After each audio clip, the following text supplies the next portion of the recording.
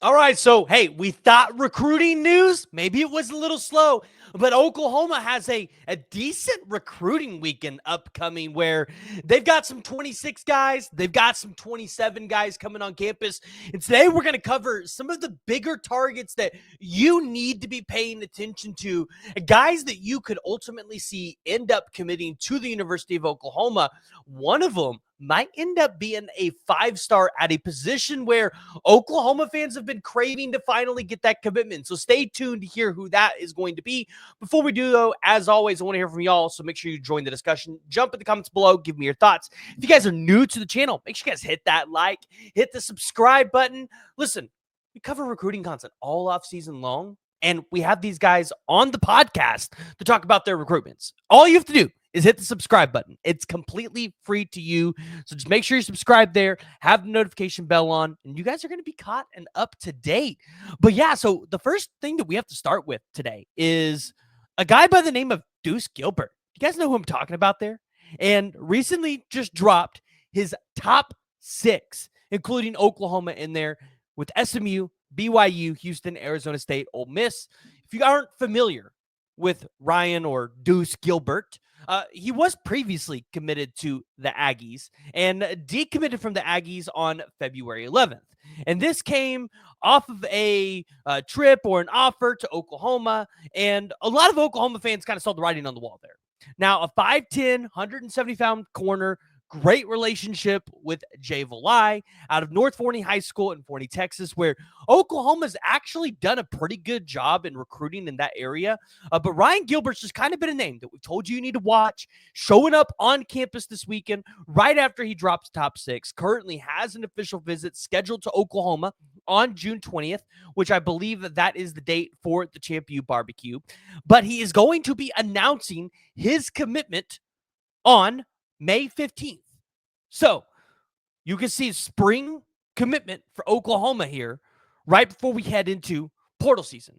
Now, the reason why this is important, if he commits to Oklahoma, you would not expect that he would take the official visits to a school like Washington, who is currently not in his top 6. Now, SMU, who he currently has an official visit scheduled with, is on his top 6, but you would imagine that visit wouldn't happen either.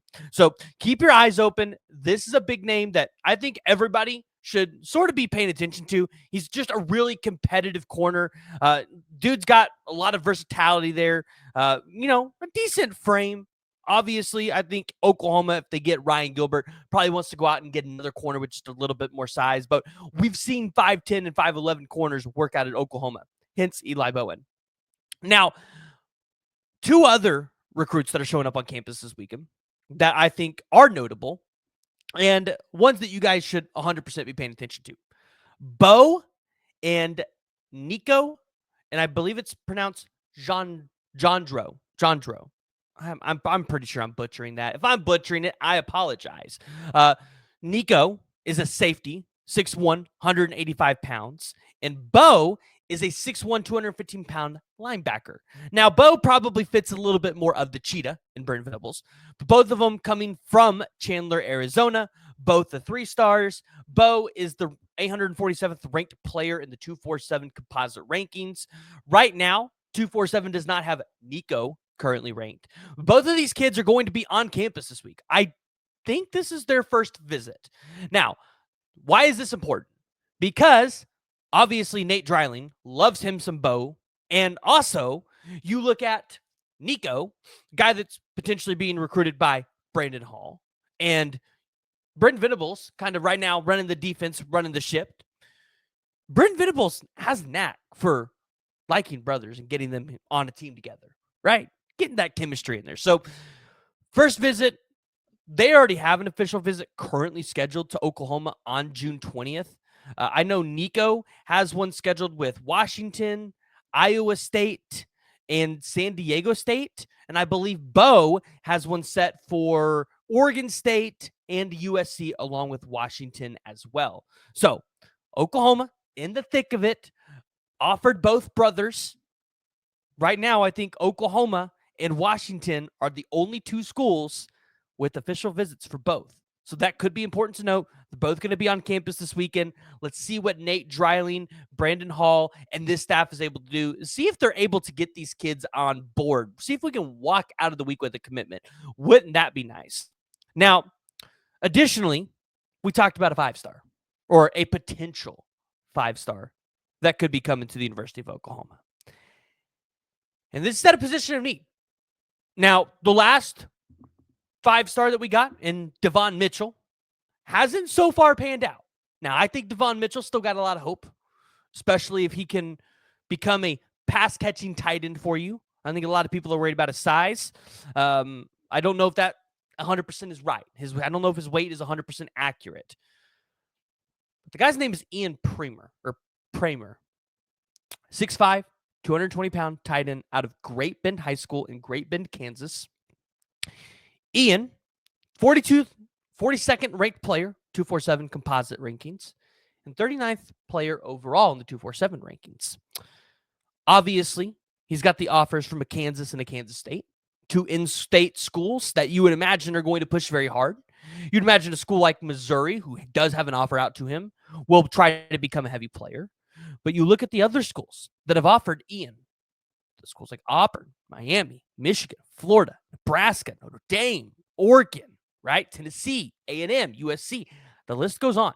He's only got 26 offers, or at least that's what USC's, or not USC, 247 is recording right now. But he's been to Oklahoma one time already. And that was on September 21st last year.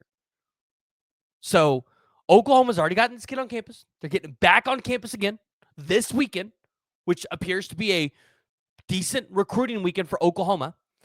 Let's see if Joe John Finley can try to reshape the narrative about him and go out here and recruit an elite tight end to the University of Oklahoma, where, let's be honest, Oklahoma needs an elite tight end right now.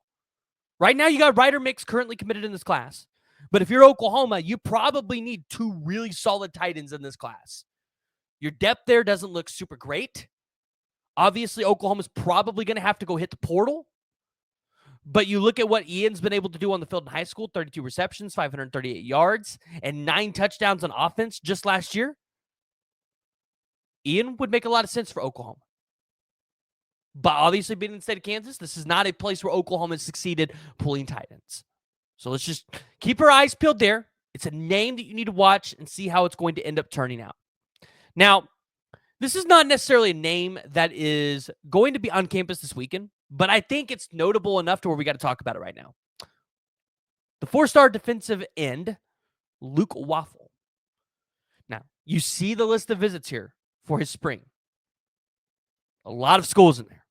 Big players. Also money schools.